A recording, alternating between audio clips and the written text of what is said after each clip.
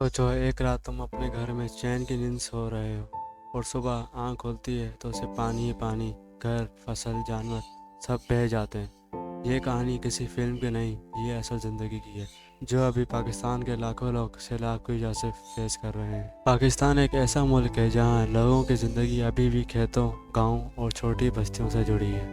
हर दिन की शुरुआत एक नई उम्मीद के साथ होती है। किसान अपनी फसल की देखभाल करता है, बच्चे स्कूल जाने की तैयारी करते हैं और लोग अपने घरों के छोटे छोटे सपने सजाते हैं। लेकिन इस दफ़ा जो सैलाब आया उसने सब कुछ ख़त्म कर दिया।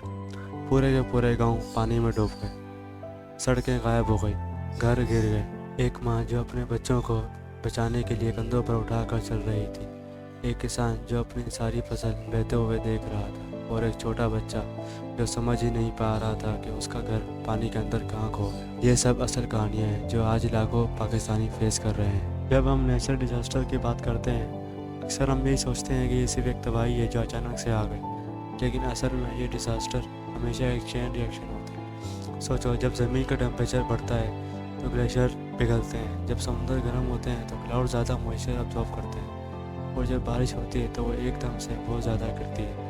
यानी नेचर का पूरा बैलेंस एक डोमिनो इफेक्ट जैसा है।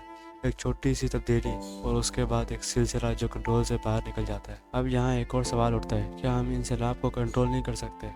कर सकते हैं, लेकिन कंडीशन ये है कि हम अपने डैम्स और वाटर मैनेजमेंट सिस्टम को ठीक करें।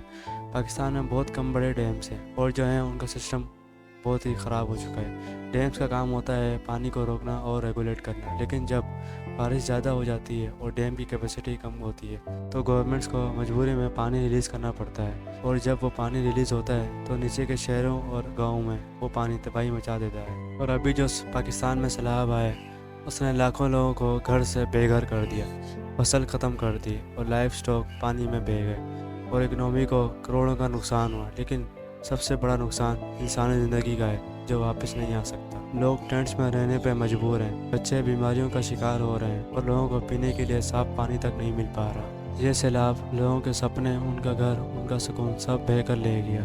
एक किसान जो सारी उम्र की मेहनत को डूबते देख रहा था, और एक छोटा बच्चा जो अभी तक समझ ही नहीं पा रहा कि उसका घर वापस क्यों नहीं आ रहा। ऐसी घड़ी में सिर्फ एक ही चीज़ हम कर सकते हैं, उनके लिए दुआ है कि अल्लाह ताला इन्हें सब्र दे, इनके लिए आसानियाँ पैदा करे, और जो लोग इस मुसीबत का शिकार हुए उनकी मदद सबके ज़रिए हो। आमीन। और शायद यही वक्त है कि हम सब सीखें कि तबाही को रोकना सिर्फ हुकूमत का काम नहीं बल्कि हम सब की जिम्मेदारी है। अगर हम प्लानिंग और अवेयरनेस लाएं तो शायद अगली बार पानी सिर्फ ज़िंदगी बनकर आए, तबाही बनकर नहीं।